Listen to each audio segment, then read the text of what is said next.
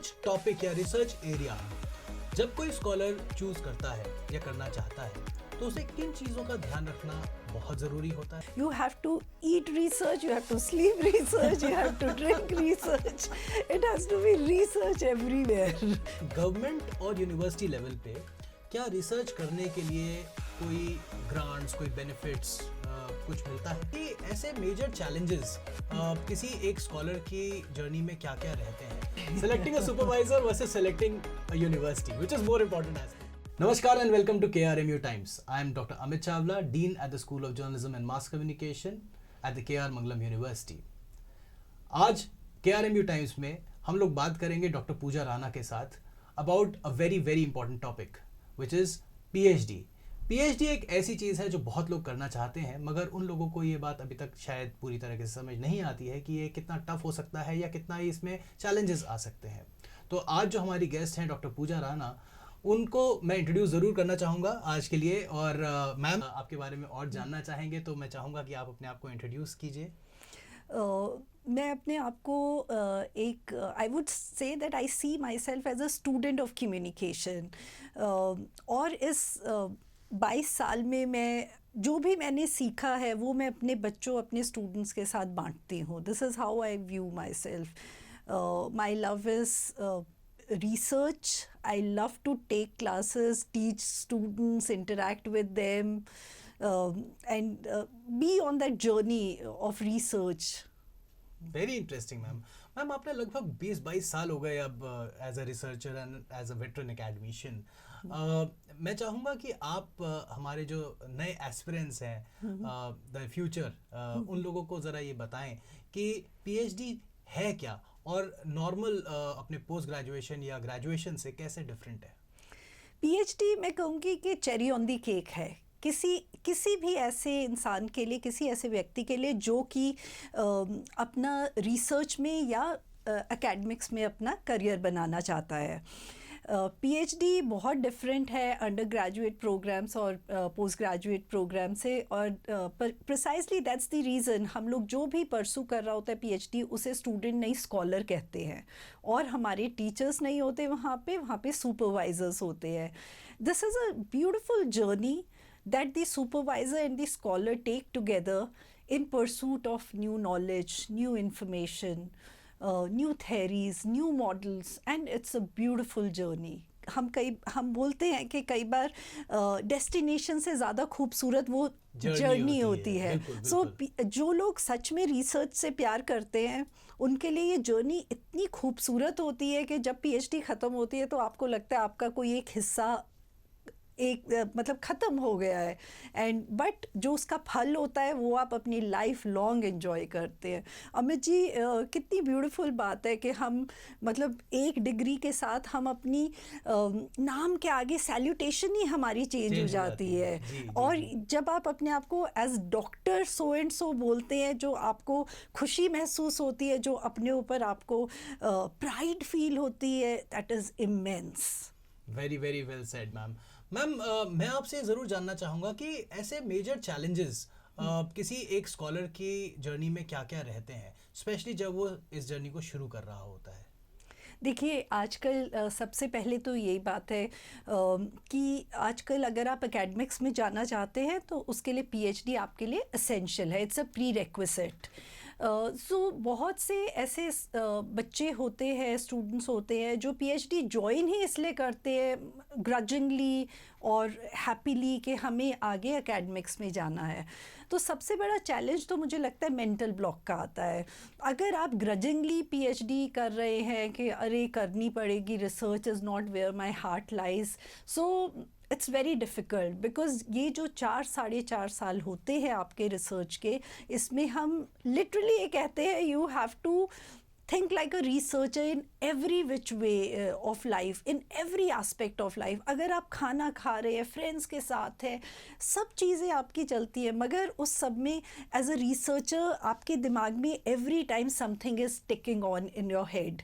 Specially हमारा तो communication का फील्ड है और कम्युनिकेशन तो सब जगह होती है.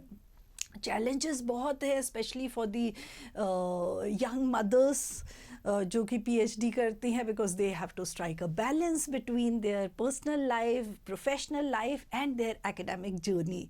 बट मुझे लगता है इस सब में भी एक खूबसूरती होती है, क्योंकि आपको आप you feel that you are on that journey, you know, that would give you a beautiful salutation, doctor so and so, and the confidence that you get out of doing this, you actually feel कि हमने आज तक ऐसे सोचा क्यों नहीं. इतना मतलब इंक्विजिटिव माइंड होना चाहिए हमारा. बिल्कुल बिल्कुल बिल्कुल. मैम, क्योंकि ये एक बहुत ही इनफैक्ट हाईएस्ट एकेडमिक डिग्री कहलाती है, जी. इसके लिए एलिजिबिलिटी क्राइटेरियाज अगर होते हैं तो क्या होते हैं? एलिजिबिलिटी क्राइटेरिया तो हमारा पोस्ट ग्रेजुएट होता है, उसमें मिनिमम 60% मार्क्स चाहिए आपको, प्लस अलॉन्ग विद दिस आपका एंट्रेंस टेस्ट होता है. वो बच्चे जो नेट क्लियर करते हैं और जेआरएफ क्लियर करते हैं, तो उनके लिए जेआरएफ जिन्होंने बच्चों ने क्लियर किया होता है उनके लिए एंट्रेंस टेस्ट वेव ऑफ हो जाता है. But it's like you need to have that aptitude for research. Usually जो कॉमन टेस्ट, एंट्रेंस टेस्ट भी होते हैं, उसमें logical reasoning, aptitude for research, communication पे कमांड, लैंग्वेज कमांड, यही चीज़ें आपकी असेस एंड इवैल्यूएट की जाती हैं. एक्चुअली यही मेरा अगला क्वेश्चन भी था कि क्या क्या चीज़ों पे इवैल्यूएट किया जाता है, तो आपने वो आंसर खुद से ही बता दिया. मगर इसके बारे में मैं थोड़ा सा और जानना चाहूँगा कि ऐसा एक इंसान जो अपनी पीएचडी जर्नी शुरू कर रहा है, जो एक लेट्स से नेट का एग्ज़ाम देने वाला है, उसको किन टॉपिक्स पे प्रिपेयर करना चाहिए, और क्या इसके लिए कोई स्पेशल कोचिंग्स होती हैं या खुद से बंदा प्रिपेयर कर सकता है? देखिए, आजकल नेट की तो बहुत कोचिंग होती है, एंड इनफैक्ट आपको ऑनलाइन भी बहुत मटेरियल मिल जाता है. मुझे तो लगता है Amit ji, in fact I would want to call you doctor Amit, because you have also worked so hard to achieve this beautiful wonderful salutation before your name. So NET की प्रेपरेशन के लिए तो बहुत कोचिंग मटेरियल मिल जाता है, कोचिंग इंस्टीट्यूट्स भी हैं. But मुझे लगता है जो बच्चा पोस्ट ग्रेजुएट प्रोग्राम में सिंसेरली पढ़ता है और पढ़ाई के साथ साथ नेट की तैयारी करता है, उसके लिए कोई दिक्कत नहीं है. In fact best way to clear NET exam is to prepare for it while doing your post graduate programme. उसके लिए आपको apart from your subject knowledge, आपको एप्टीट्यूड, रिसर्च एक्यूमेन चाहिए, आपको लॉजिकल रीजनिंग चाहिए. बिकॉज रिसर्च में सबसे इंटरेस्टिंग फैक्ट यही है डॉक्टर अमित कि हम लोग हम जो भी काम करते हैं बहुत ऑब्जेक्टिवली हमें करना होता है. Objectivity is something that we can not negate. Absolutely. तो उसके लिए हमें लॉजिकल होना बहुत ज़रूरी है. तो लॉजिकल रीजनिंग, आपका aptitude and acumen for research, for looking for truth. Apart from this बहुत से सॉफ्ट स्किल्स भी मुझे लगता है कि बच्चों में होने चाहिए जो पीएचडी करना चाहते हैं, like perseverance, like hard work, sincerity, ethics. Because ये जर्नी बहुत लॉन्ग है, 4-4.5 साल तक. I would say, if you may excuse me for using this expression, you have to eat research, you have to sleep research, you have to drink research.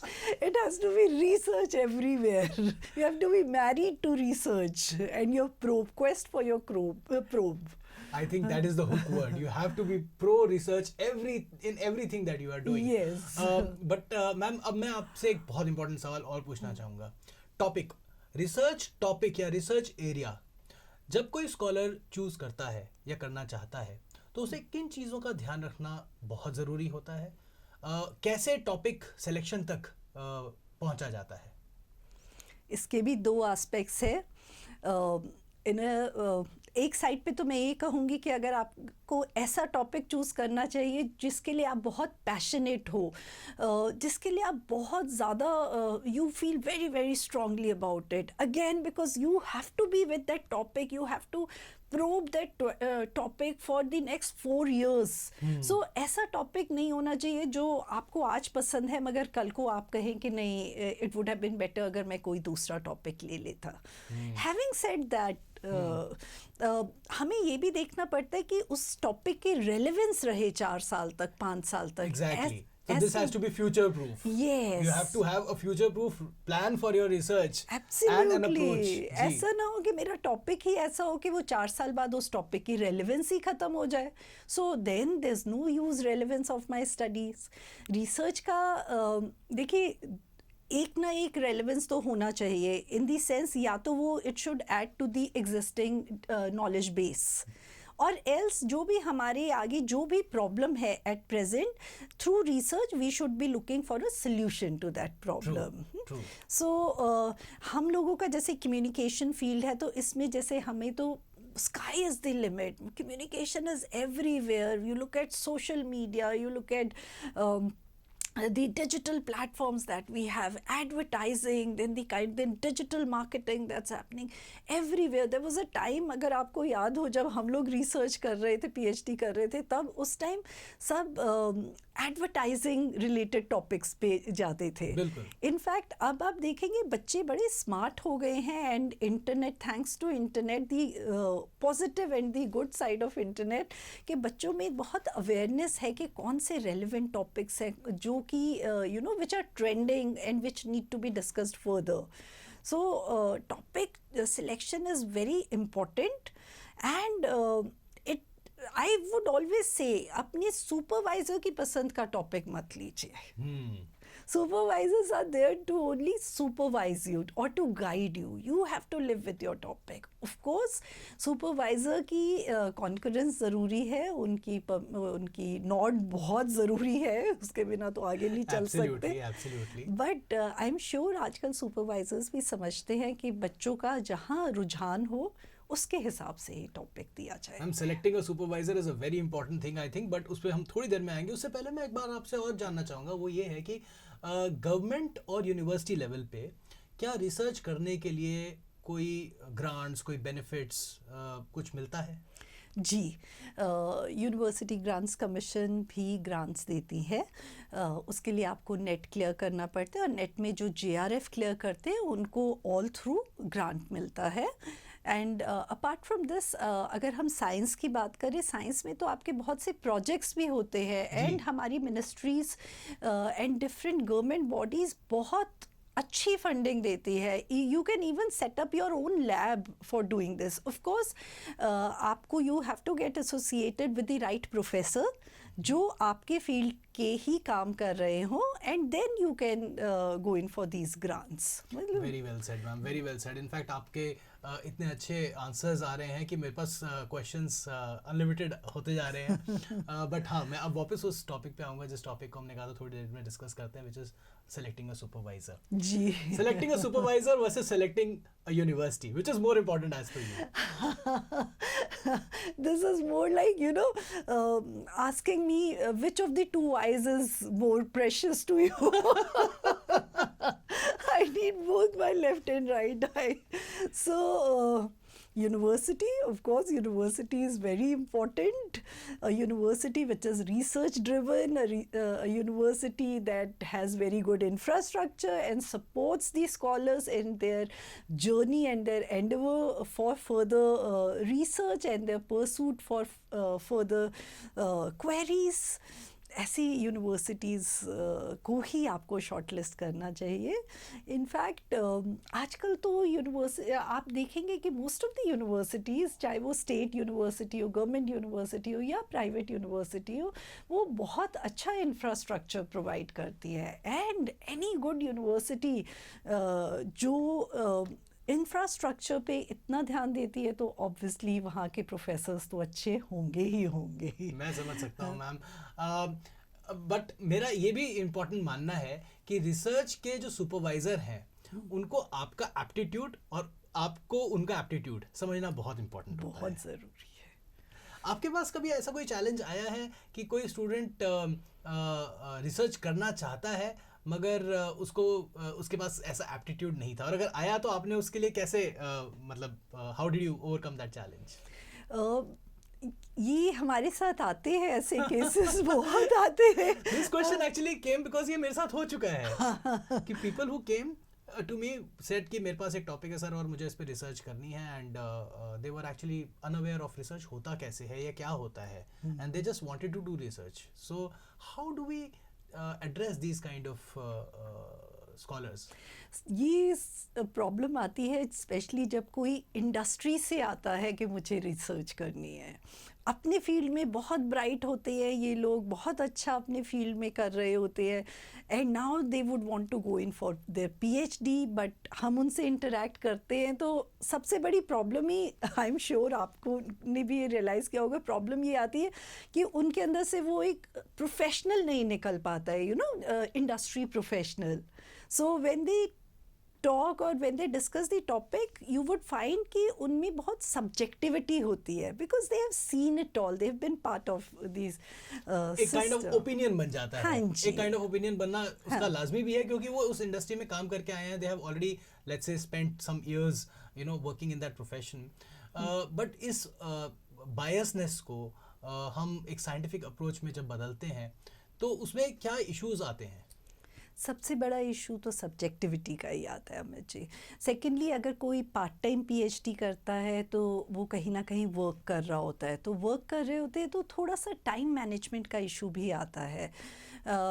UGC ने बहुत अच्छा, बहुत comprehensive and exhaustive guidelines बनाई हैं हमारी PhD की, under which आपका पहले तो एंट्रेंस टेस्ट होगा एंड आफ्टर दैट आपको 6 मंथ्स का कोर्स वर्क करना पड़ेगा। आई फील कोर्स वर्क में अगर कोई बच्चा थोड़ा वीक भी होता है in terms of research, in terms of their understanding, तो वो इन 6 महीनों में वो अच्छे से रिसर्च समझ जाता है, and he comes to a plane where he understands what research is, what is research methodology, research ethics क्या होते हैं, पब्लिकेशन कैसे करनी है। बहुत सी इंटरेस्टिंग कोर्सेज इसमें कोर्स वर्क में डाले गए हैं, और जब आपको अच्छी यूनिवर्सिटी के, अगेन आई वुड से ब्रिलियंट प्रोफेसर्स जब ये सब्जेक्ट्स पढ़ाते हैं तो you get to understand, and I would say most of the scholars जो कि मतलब who haven't forced themselves to be doing PhD, they just start loving the research journey. I agree ma'am. Communication से हैं हम दोनों ही, और communication में ये बात मानी जाती है, the better the input the better the output. जी। तो कितना इम्पोर्टेंट होता है पढ़ना, कितना इम्पोर्टेंट है literature review before you enter into the journey of PhD? Literature review तो बैकबोन है अमित जी। इनफैक्ट अब आप मुझसे रिसर्च डिज़ाइन के बारे में पूछेंगे तो भी शायद मैं यही कहूँगी कि वो बैकबोन है पीएचडी की, बट आई वुड से that's the first milestone. Even आपको जब टॉपिक सिलेक्ट करना होता है, जैसे आप पूछ रहे थे टॉपिक सिलेक्शन के बारे में, वो भी हमारा लिटरेचर रिव्यू के ऊपर ही डिपेंड करता है, बिकॉज ऐसा तो नहीं वी आर री इन्वेंटिंग द व्हील। ट्रू। सो एक बार आप देखेंगे कि और रिसर्चर्स ने क्या काम किया है आपके फील्ड ऑफ इंटरेस्ट में, इंडिया में, अब्रॉड में, बिकॉज अब तो ये आई थिंक जोग्राफिकल लाइंस भी when we talk of knowledge sharing अब ब्लर हो चुकी हैं। सो अब इंटरनेशनली अगर कोई काम हुआ है तो आपको उसके बारे में भी पता होना चाहिए, but at the same time अगर सेम स्टडी इंडिया में रेप्लिकेट की जाए, again we are both from communication, तो there could be good chances कि उसके results बहुत different आएंगे। True, absolutely. So because we have this social, खासकर social sciences हाँ में, जी, खासकर social हाँ जी। sciences में। So आई फील ये रिसर्च एक्यूमेन हमारा तभी शार्पन होता है जब हम रिव्यू ऑफ लिटरेचर करते हैं। जब तक हम पढ़ेंगे नहीं और रिसर्चर्स ने क्या काम किया है तो वो क्लैरिटी नहीं आएगी। मैं समझता हूँ और इस बात से कम्प्लीटली अग्री करता हूँ पूजा मैम। जो आप अब बात करते हैं रिसर्च डिज़ाइन की, जी, मैं उसके बारे में और समझना चाहूँगा और अपने ऑडियंस के बिहाफ पे आपसे जानना चाहूँगा कि रिसर्च डिज़ाइन बनाते वक्त किन चीज़ों का ध्यान रखना चाहिए और ये स्टेज कब आती है? देखिए, पहले तो आप पीएचडी में एडमिशन लेते हैं, उसके बाद आपका 6 मंथ्स का कोर्स वर्क होता है followed by evaluation. Once you clear your course work which means you are being given a green signal कि आपको अब रिसर्च के बारे में सब कुछ जो भी आपको पता होना चाहिए for completing your PhD, you know it all, right from technicalities to ethics. और उसके बाद आप अपना टॉपिक सिलेक्शन शुरू करते हैं which begins with review of literature. एक बार आपके जब ऑब्जेक्टिव्स बन जाते हैं और आपका साइनॉप्सिस तैयार हो जाता है, तो साइनॉप्सिस में भी आपको you have to talk about आपने ये ऑब्जेक्टिव्स जो आपकी रिसर्च के थ्रू आप अटेन करना चाहते हैं, ये आप किस मेथड से अटेन करेंगे. Would it be let's say a mixed method approach, would it be quantitative, would it be qualitative. Science में ऑफ कोर्स बहुत प्रैक्टिकल बेस्ड रिसर्च डिज़ाइन होते हैं. अनलेस आपका रिसर्च डिज़ाइन स्ट्रॉन्ग हो, रोबस्ट हो, आप अपने रिसर्च ऑब्जेक्टिव्स नहीं अचीव कर पाएंगे. I understand that, I completely understand that. और इस वजह से मेथोडोलॉजी बिकम्स वेरी इंपॉर्टेंट. जी. लेट्स अज्यूम कि किसी ने मेथोडोलॉजी चूज़ कर ली और यू नो अपना जो ऑब्जेक्टिव्स थे उसके लिए फील्ड वर्क किया या क्वेश्चनर्स किए, वो अपने फाइंडिंग्स तक भी पहुंच गया. अब आते हैं लिखने के ऊपर, जिसमें बहुत इंपॉर्टेंट है कि how should one start with penning down his research thesis. Oh my God, this is really a very very important aspect of your PhD. Penning it down, you know, whatever you have done. कई बार ऐसा होता है, एक challenge हमें ये आता है कि बहुत से स्कॉलर्स हैंड्स ऑन लैब में बहुत अच्छा काम करते हैं, फील्ड वर्क बहुत अच्छा करते हैं, but when it comes to writing it, that's not their chief ability. Whereas we know आजकल प्लेजरिज्म का भी हमें ध्यान रखना पड़ता है कि plagiarism has to be under 10% for you to be able to submit your PhD thesis. So penning down, I would say the journey should begin right from day one. Synopsis becomes your skeleton. Base. हाँ जी. और उसके ऊपर आपको उस work करना पड़ता है. Usually मैं अपने स्कॉलर्स से कहती हूँ कि this is not a hard and fast thing, but एक पर्सनल थिंग है कि आई टेल माई स्कॉलर्स के first chapter, that is the introduction chapter, वो एंड में लिखिएगा. बिकॉज मुझे लगता है जब तक आपका रिजल्ट्स आप एनालाइज करते हैं, कोलेट करते हैं एंड कंक्लूजन लिखते हैं, there so many other ideas. आपकी कई बार आपका कंसेप्चुअल फ्रेमवर्क आप चेंज करना चाहते हैं. सो मुझे लगता है introduction should be towards the end. But again, having said that, all professors, all supervisors have their own way of you know dealing with this. I agree, I completely I understand where you come from. Now मेरा जो next question है वो बहुत ही ज़्यादा पर्टेनेंट है आज की date में, in the you know light of artificial intelligence tools and chat GPTs and what all not. Plagiarism और रिसर्च के एथिक्स कितने ज़्यादा ज़रूरी हैं लोगों को समझना और उसको सही तरीके से अप्लाई करना. डॉक्टर अमित, ये चैलेंज बहुत बड़ा चैलेंज है मुझे लगता है आज के दिन हमारे लिए. हम लोग कोर्स वर्क से ही, इनफैक्ट UGC ने जो हमारा कोर्स करिकुलम डेवलप करके दिया है फॉर कोर्स वर्क, उसमें रिसर्च, पब्लिकेशन एंड एथिक्स का पूरा एक 100 मार्क्स का कोर्स है जो कि बच्चों को पढ़ाया जाता है और उन्हें बताया जाता है the ethical way of doing research.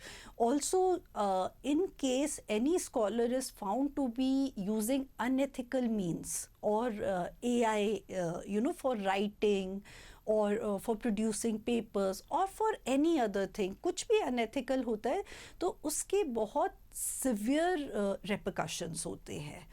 So much so universities आपका registration भी cancel कर सकते हैं. Is it? Ji. This is like big. Big. And a lot of people these days use chat GPT day in day out. Ji. And they don't know, they don't like have this basic sense कि अगर आप new knowledge create कर रहे हैं तो it is not through artificial intelligence. चलिए, यहाँ तक तो हमने इस चीज़ को अच्छे से समझ लिया.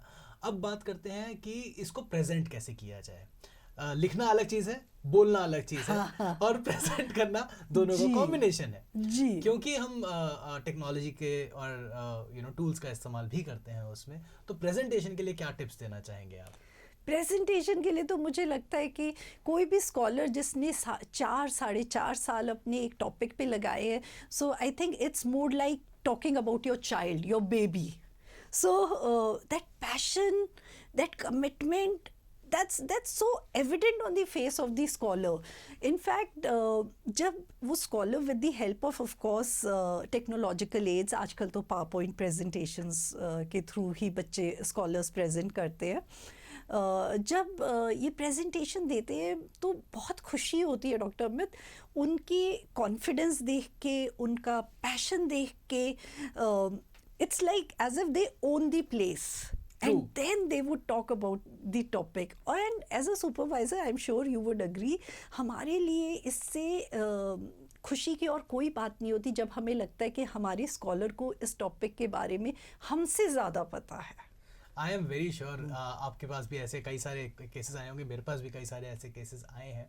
और the sense of pride Yes. when the scholar is able to defend their thesis, you know, it is immense, it is unmatched. Immense. Ma'am, आपने इतने कॉम्प्रिहेंसिव तरीके से पीएचडी के बारे में समझाया है और हमारे जो ऑडियंस है KRMU टाइम्स के, आई एम वेरी श्योर उसको बहुत ध्यान से लिख रहे हैं, सुन रहे हैं, पढ़ रहे हैं, जो भी अपने नोट्स बना रहे हैं. Any final piece of advice जो आप हमारे स्कॉलर्स को देना चाहेंगे, एस्पिरेंट्स को देना चाहेंगे? देखिए, पहली बात तो ये है कि जो भी टॉपिक चूज़ करे वो उसकी रेलेवेंस देखें, और रेलेवेंस भी आप फ्यूचरिस्टिकली देखें कि ऐसा ना हो जब तक आपकी पीएचडी हो तब तक उस टॉपिक की रेलेवेंस ख़त्म हो जाए. So selecting the right topic, the right university and the right supervisor, it's very very very important for you and it's a beautiful journey. Enjoy it. ये सोच के मत पीएचडी में एडमिशन लीजिए, अरे यार पीएचडी करनी पड़ेगी बिकॉज एकेडमिक्स में करियर बनाना है. It has to be passion driven, and जो भी आप काम करें एथिकली कीजिए, बिकॉज कल को आप एकेडमिशियंस बनेंगे, आप रिसर्चर्स बनेंगे, बहुत से बच्चों को, स्टूडेंट्स को आप इंस्पायर करेंगे. सो जब तक आप एथिकल नहीं होंगे, आपके फेस पे, आपकी बॉडी लैंग्वेज पे, आपके वर्क में वो कॉन्फिडेंस नहीं दिखेगा. We have to be role models for our scholars, for our students in generations to come, and we must put in our heart and soul into our research work. Ma'am, आपने इतने प्यार से, इतने ढंग से, इतने अच्छे तरीके से समझाया है रिसर्च के बारे में, और मुझे लगता है कि KRMU टाइम्स के जितने भी ऑडियंस हैं उनके लिए ये एपिसोड बहुत ही इम्पोर्टेंट रहा होगा. आप यहाँ पे आई उसके लिए बहुत बहुत शुक्रिया. आपने इतना टाइम स्पेंड किया उसके लिए धन्यवाद. Before you close, thank you very much for inviting me here, and I feel very honored and privileged being here and talking to so many wonderful people through you, through the wonderful initiative that you have taken. Thank you, Dr. Amit. Ma'am, pleasure was all hours that you came here, और मुझे बहुत अच्छा लगा आज आपसे बात करके. और मैं जानता हूँ और मैं समझता हूँ कि मेरे जितने भी ऑडियंस हैं KRMU टाइम्स में, उन सभी को ये बहुत अच्छा लगा होगा एपिसोड. और मैं आप लोगों से कहना चाहूँगा कि आप लोगों के अगर कोई सुझाव या सजेशंस हों जो आप हमें इस एपिसोड के माध्यम से देना चाहें, तो नीचे दिए हुए ईमेल आईडी पे आप हमें लिख सकते हैं. और अगर आप किसी स्पेसिफिक टॉपिक पे हमसे चाहते हैं कि हम पॉडकास्ट करें, तो भी आप हमें वो भेज सकते हैं. इसी के साथ आज का एपिसोड में यही समाप्त करना चाहूँगा. मेरा नाम है डॉक्टर अमित चावला और आप थे KRMU टाइम्स में. नमस्कार. Namaskar.